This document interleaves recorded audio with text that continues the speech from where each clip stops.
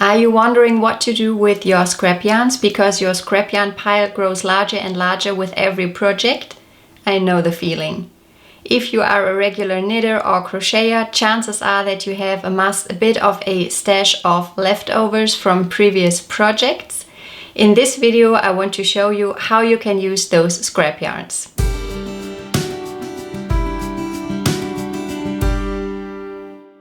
Hi, I'm Annika and I'm coming to you from Germany. I am a natural yarn dyer as well as an avid knitter, and I basically love all things fiber arts. Let's get started. Since I'm not only a knitter but also a natural yarn dyer, I feel like I have an especially large collection of scrap yarns and mini skeins. I create a lot of mini skeins whenever I test out a new dye stuff. To be quite honest, in the beginning this made me feel almost a little bit uncomfortable because I'm rather minimalistic and I like to use what I have. But then I came up with a couple of projects that I can use these minis and scrap yarns for, and I want to share these ideas or suggestions with you today. By the way, I'm going to link everything that I'm going to talk about, all of the patterns and everything else, in the description box below for you. My first suggestion is to use your scrap yarns for a blanket. I have two long-term ongoing blanket projects that I add to over time, and I absolutely love working on them from time to time and see them grow. My blankets are both crochet blankets, but they are very easy to create, so they are suitable for absolute crochet beginners. But of course, there are also a lot of knitting patterns for blankets out there that you could use as well. When it comes to crochet, if you are a beginner, there is one thing to be aware of. There are two terminology versions available, the UK version and the US version. However, they sometimes use the same abbreviations. For example, the DC, which is the double crochet, but it means something different in the UK and the US terminology. So if you start a crochet blanket or any other crochet project, you have to make sure to check beforehand which kind of terminology is used in the pattern. Let's start off with my first pattern suggestion. This blanket is simply called the Granny Stripe, and as you can see, that's exactly what it is. It is a striped blanket. Let me see if I can show it to you. Can you see that? So like I said, this is an ongoing project for me. Whenever I finish any kind of knitting project and I have some leftover yarn, I simply try to crochet one more stripe. So that's not only a good way to use up scraps, but for me it's also a way to have a look at all of my knitting projects all together. I really like it because you can not only tell the colors that I like to use in my project, but also that I go through phases. That I have phases where I knit more with pastels, and then I also have some phases where I knitted more with jewel toned yarns. And yeah, that's a very nice memory for me that's captured in this blanket. The designer of the blanket is called Lucy, and the pattern is available for free on her blog, which is called Attic24. Like I said, I'm going to link it for you down below.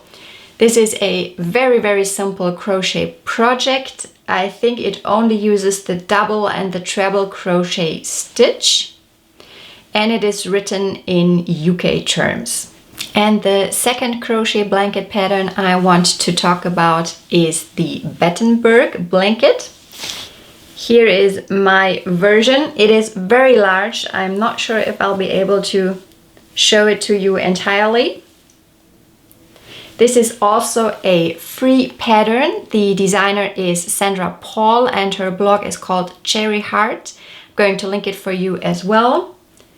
I absolutely adore this blanket. It looks like a sewn quilt, and you have these alternating squares of a main color. In my case, I chose this undyed light cream.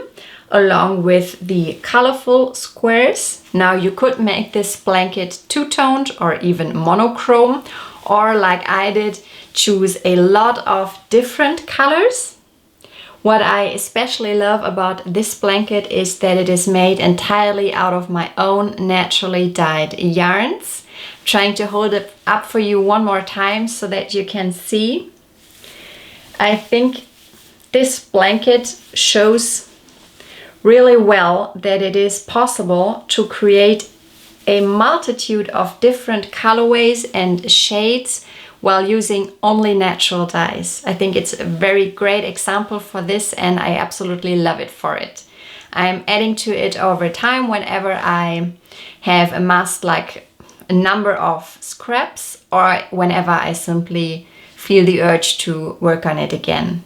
And it's also a very nice memory for me to see how many different colorways I have created so far. Next up, I would like to talk about Colorwork projects. Of course, whenever you have a project that consists of a number of different colorways, maybe a sweater that has a colorful yoke with a number of different colors, or a sweater that has a number of colors all throughout. This is also a great way to use mini skeins or even leftovers. I have one example that I wanted to show you here. This sweater is called CQ, and it is a knitting pattern by Alicia Plummer. I participated in the test knit for this pattern a couple of years ago, and what I did here is that I used one main colorway. This is the undyed version of my Coburg Fox yarn, which is a light golden color. I used two 100-gram skeins for the main color, and the stripes or the contrasting colors are all leftovers from my naturally hand-dyed yarns. So I simply took what I had and used it all throughout this sweater in various bases, and I think it came out very, very pretty. I really like this sweater, and I think it's also a great example of a 100% naturally dyed yarn project. Another smaller colorwork project that is great for colorwork beginners as well is this hat pattern. It is called Schneeflöckchen, which means little snowflake in German, and I designed this pattern a couple of years ago. You need only 10 grams of the contrasting color for the largest size. So if you have a mini skein maybe that is only 10 grams, this will be enough. Or if you only have several scraps that are each less than 10 grams, you could even make the hat in using a number of different colorways for the contrast color. Another very beautiful pattern and a great stash buster is the Sea Glass Tee by Wool and Pine. And you don't even have to weave in all the ends because the pattern uses the magic knot technique. This is a tee pattern that is on my favorites, and I would really like to make it this year. It also comes in a crochet version, and I think there is a kids version as well as a sweater. And I think if you purchase the Sea Glass Tee pattern, you get the Sea Glass Hat knitting pattern for free. The pattern is very size inclusive. It comes in 11 different sizes, and depending on the size you make, you need, let me check, between 240 and 510 grams of fingering weight yarn. Let's move on to the next category, which is Scrappy Socks. If you happen to have a lot of leftover sock yarn in your stash, making a scrappy pair of socks seems like an obvious solution. There are quite a number of different knitting patterns for scrappy socks available, but I chose 3 that I want to show you now. The first knitting pattern I wanted to mention is called the Bundled Up Socks, and it is by Knitting Expert Designs. I think this is an awesome pattern. Not only is it a great stash buster, but it also comes in a number of different sizes. You can also choose to knit the socks either cuff down or bottom up. And I think there are also different suggestions for a heel. So this is a really versatile pattern, and I also think it looks very beautiful. My next knitting pattern suggestion is called the 24 Days Socks by Potter and Bloom. I really like the look of these socks with the lighter main color and the colorful contrasting stripes all throughout the socks. I think this pattern was originally designed for an advent calendar, but of course you can use it to use up your leftovers as well. You need about 50 grams for the main color and 25 grams total for the contrasting scraps. And the last scrappy sock knitting pattern that I want to show you is the Artist's Garden Socks by Tiff Nealon. I absolutely love the mild look of this pair of socks, and the designer describes in the pattern description that the design was inspired by the famous impressionist artist Claude Monet, which happens to be my favorite artist of all time. You can knit these socks either in a DK weight version or even an Aran weight version, depending on the amount of strands of yarn you hold together.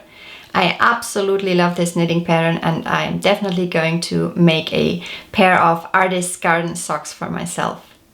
Let's move on to the next category, which is home decor. Now, I know I talked about blankets before, which technically also fall under the home decor category, but I think that there are several other projects which are home decor, which are great for using up scrap yarns as well. For example, this pattern is called the Scrap Yarn Basket, and the designer is Cynthia Gonzalez. It is a crochet pattern, and it is available for free on Ravelry. You create the basket by holding together, I think, 4 or 5 strands of DK weight yarn. So I imagine that the project is going to be crocheted up in no time. I would love to make it and to put all of my knitting projects in it. We'll see whenever I find the time to do it. Other home decor projects that are great for using up leftovers are cushion covers. For example, this is the Stella quilt cushion by Laura Penrose. A lot of people seem to be making it right now. And you knit it by holding either 2 strands of fingering weight yarn together or a DK weight yarn. I really like the fact that this looks like a sewn quilt. But the Stella quilt cushion is just one example of a number of different cushion cover patterns that are available and that would be great for using up leftovers. Now, I could go on and show you more and more patterns that are great for using up scraps, but in order not to overwhelm you and to make this video too long, I'm going to end things here. I hope you found this video valuable. Let me know in the comments what your favorite leftover or scrap yarn projects are. I would love to know. And don't forget to like and subscribe. Until next time, see you. Bye guys.